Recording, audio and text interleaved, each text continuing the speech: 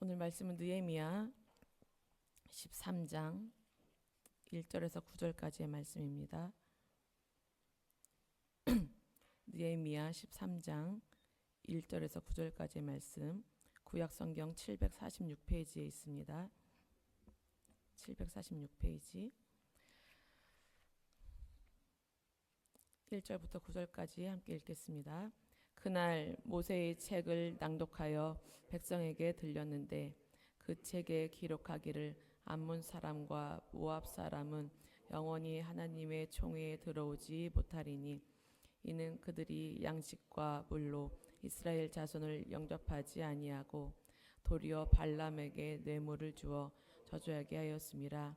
그러나 우리 하나님이 그 저주를 돌이켜 복이 되게 하셨다 하였는지라. 백성이 이 율법을 듣고 곧 섞인 무리를 이스라엘 가운데에서 모두 분리하였느니라. 이전에 우리 하나님의 전에 방을 맡은 제사장 엘리야십이 도비아와 연락이 있었으므로 도비아를 위하여 한 큰 방을 만들었으니 그 방은 원래 소재물과 유향과 그릇과 또 레위 사람들과 노래하는 자들과 문지기들에게 11조로 주는 곡물과 새 포도주와 기름과 또 제사장들에게 주는 거제물을 두는 곳이라. 그때에는 내가 예루살렘에 있지 아니하였느니라. 바벨론 왕 아닥사스다 32년에 내가 왕에게 나아갔다가 며칠 후에 왕에게 말미를 정하고 예루살렘에 이르러서야 엘리야십이 도비아를 위하여 하나님의 전뜰에 방을 만든 악한 일을 안지라. 내가 심히 근심하여 도비아의 세간을 그 방 밖으로 다 내어 던지고 명령하여 그 방을 정결하게 하고 하나님의 전의 그릇과 소재물과 유향을 다시 그리로 들여 놓았느니라. 아멘. 오늘 우리가 읽은 느헤미야 13장은 느헤미야서의 마지막 장입니다. 13장의 말씀은 6절에 보면 바벨론 왕 아닥사스다 32년에 내가 왕에게 나아갔다가 며칠 후에 왕에게 말미를 청하고 이런 대목이 있어요.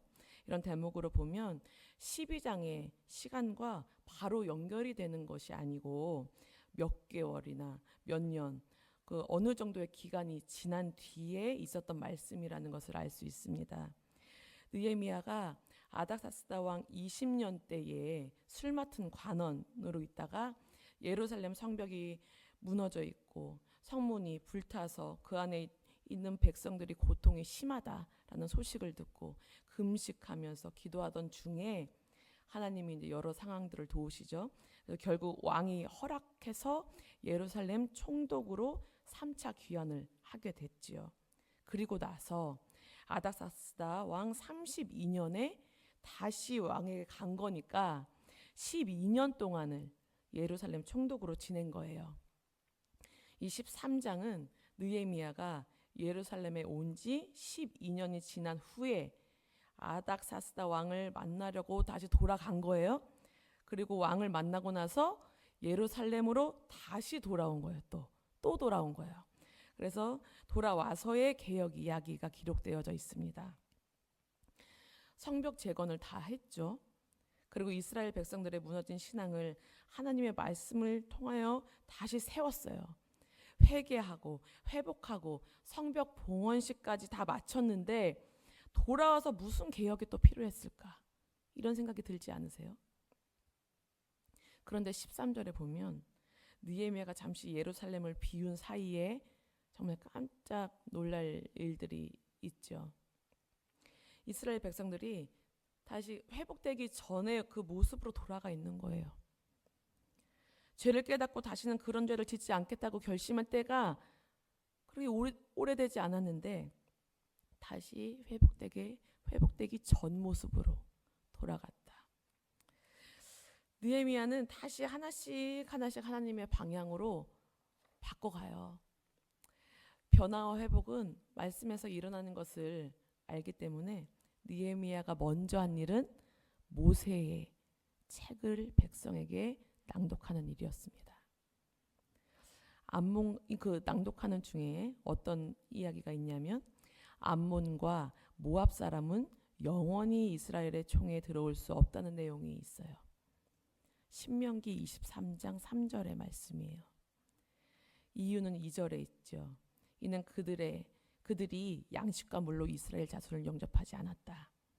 도리어 가나안 땅으로 들어가려고 할 때 발람에게 뇌물을 주어 저주하게 하였다. 그런데 우리 하나님이 그 저주를 돌이켜서 복이 되게 하신 것이다. 이런 말씀이 나오죠. 심지어 성벽 공사할 때에도 방해했던 족속이 암몬 족속이었고요. 그런데 여기서 이제 우리가 조금 생각해 봐야 될 건 뭐냐면 암몬과 모압 사람이라고 다 안 된다는 건 아니다. 이것은 하나님을 믿지 않는 사람을 의미한다. 왜냐하면 우리가 잘 아는 룻이라는 여인 아시잖아요.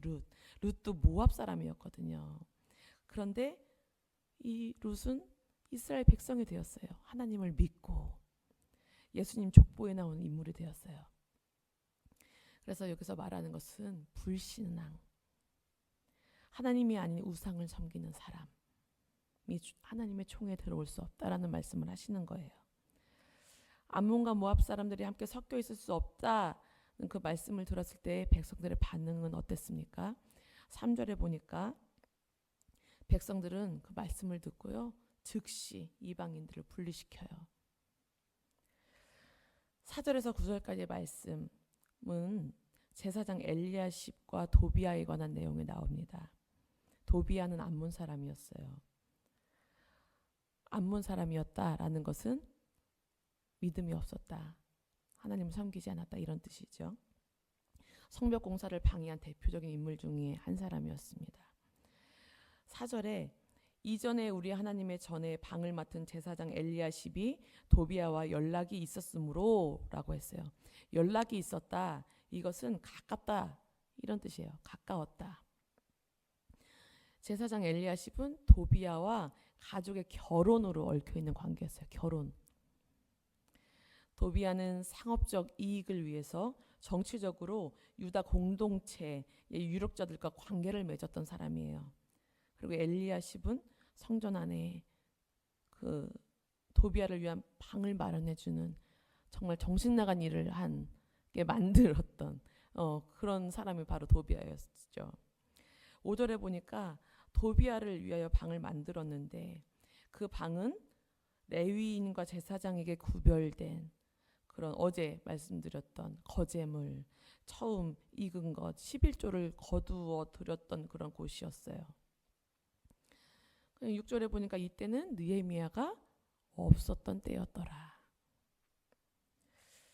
제사장 엘리야십은 그냥 무늬만 제사장이었던 것 같아요. 이름만 제사장이었어요. 제사장은 오직 하나님만을 위해서 살아야죠. 오직 하나님의 백성을 위해서 살아야죠. 그런데 여기 뭐라고 나오냐면 도비아를 위해서 만들었다. 도비아를 위해서. 세상 것을 위해서.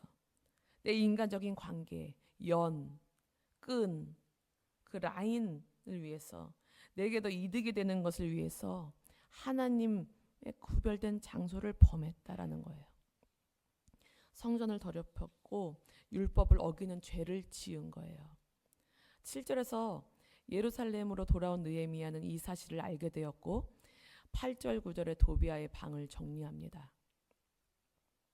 도비아의 세간을 내던졌다 라고 할 때 그 내던졌다라는 단어는 모세가 그 이스라엘 백성 금송아지 사건 있었을 때 백성들을 향해 그 십계명 돌판을 이렇게 내던지잖아요.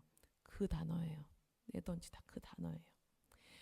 느헤미야 심정도 이때 모세의 심정과 별반 다르지 않았다라는 거죠. 그리고 또 한 가지 사건이 떠오릅니다. 뭐냐면 예수님께서 성전에서 사고팔고 했던 그 시장판을 다 엎어버리시잖아요. 그냥.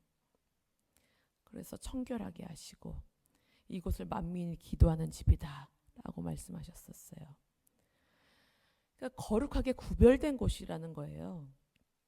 하나님의 임재가 있는 곳이다. 하나님의 말씀이 있는 곳이다. 하나님과의 교통이 있는 곳이다. 하나님을 위한 곳, 하나님과 하나님의 백성들을 위한 곳이다라는 거예요. 말씀을 듣고 신앙 공동체를 회복했던 백성들이었는데 지도자가 잠시 자리를 비운 사이에 다시 죄를 짓고 마는 사태가 일어났어요. 마귀는 그 틈을 항상 노리고 있음을 기억하셔야 돼요. 그래서 우리가 항상 경계태세를 갖추고 있어야 된다. 항상 전신갑주를 입고 있어야 된다라는 거예요. 나도 모르게 세상의 가치관에 스며들고 있는 거예요. 회복의 주체가 되어야 할 제사장이 말도 안 되는 죄를 짓고 회복을 지켜야 할 위치에 있는 사람인데 오히려 회복되어야 하는 위치에 있게 되는 그런 상황이에요. 교회를 오래 다녔다고 믿을 수 있는 게 아닙니다. 직분이 높다고 믿을 수 있는 게 아닙니다. 봉사를 많이 한다고 믿을 수 있는 게 아니에요. 하나님의 사람은 거룩해야 합니다. 거룩은 구별이에요. 그래야 하나님 나라의 일을 이어갈 수 있습니다. 이것은 늘 깨어 있느냐, 이것이 또 관건이죠. 늘 깨어 있느냐. 지도자가 있든 없든 상관이 없는 거예요. 늘 내 성벽에 말씀의 파수꾼을 세우고 능히 구별된 삶을 살아가기 위해서 성령님 의지하고 기도해야 되는 거죠. 말씀을 기준으로 하여 분리할 것은 분리하고 버릴 것은 과감히 버려야 돼요. 그냥 요거 조금만 10개 중에 요 하나만 안 돼. 과감히 10개 다 쳐버려야 되는 거예요. 오늘도 말씀에 비추어서 익숙한 죄와 습관들, 세상의 문화, 가치관들을 분리하고 버려야 됩니다. 외부의 세력이 침범하지 못하도록 굳건한 성벽을 재건하고 봉헌식까지 하였음에도 불구하고 성벽 공사를 앞장서 방해했고 하나님께서 총회에도 들어오지 못하게 했던 그 암몬 족속 도비야가 제사장 엘리야십과 친분 관계를 맺고 성전 안 방까지 들어왔어요. 다 된 것 같은데 아니었어요. 다 된 것 같다고 느껴질 때 우리는 더욱더 경각심을 가져야 됩니다. 자만하거나 타협해서는 안 돼요. 다 됐다 하고 풀어져서도 안 돼요. 우리는 보통 풀어져요. 이제 됐어. 그런데 안 돼요. 뭐 하나 탁 건드리면 그냥 쓰러지는 거예요. 우리는요, 세상으로 가서 제자 삼으라. 이 사명을 갖고 세상에 발을 딛고 살아감을 기억하셔야 됩니다. 세상을 살아가는 가운데 우리의 정체성을 까먹으면 안 돼요. 구별됨, 거룩을 놓쳐서는 안 됩니다. 우리 각자의 내면이 먼저 진정한 회복과 개혁이 이루어져야 합니다. 어느 곳에도 요동하지 않는 굳건한 믿음을 달라고 간구하셔야 됩니다. 매일매일의 정결 예식이 치러졌던 것처럼 제사장이 했던 일이잖아요. 우리 백성들을 위해서, 백성들의 죄를 씻기 위해서 날마다 제사를 드렸다고요. 그것처럼 우리가 정말 하루의 끝에 말씀으로 나의 삶을 되돌아보는 그런 시간을 가지셔야 돼요. 그래서 나의 삶을 되돌아보고 바로 하나님께 돌이키고 즉시 돌아서는 그 과정들이 필요합니다. 여러분, 오늘도 내가 무언가 하고 섞여 있지는 않은지 보셔야 돼요. 내가 뭐하고 섞여 있나? 내가 정말 구별되어 있나? 내가 정말 하나님의 백성으로 살아가고 있는가? 보셔야 됩니다. 그리고 날마다 요동하지 않는 믿음을 주십시오. 정말 끄떡하지 않는, 정말 날마다 틈을 타고 들어오는 그 사탄이 나를 유혹할지라도, 나를 흔들지라도 정말 요동하지 않을 수 있는 믿음을 주십시오. 그런 기도 이 시간에 드려지기를 바랍니다. 기도하겠습니다. 하나님 아버지, 감사합니다. 오늘도 우리에게 깨달음을 주셨습니다. 주님, 정말 다 된 것 같은데 우리는 다 되지 않았습니다. 정말 어떤 어려움이 오고 어떤 유혹이 왔을 때에도 정말 내가 믿음으로 그것을 지켜나갈 수 있다라는 것을, 그렇게 살 수 있다는 것을 과감하게 말씀드리지 못하겠습니다. 주님, 참으로 이 연약함을 용서하여 주시옵소서. 주님, 간구합니다. 더욱더 주님 의지합니다. 주님 도와주시옵소서. 쓰러지지 않도록 늘 전신갑주를 입고 있을 수 있도록,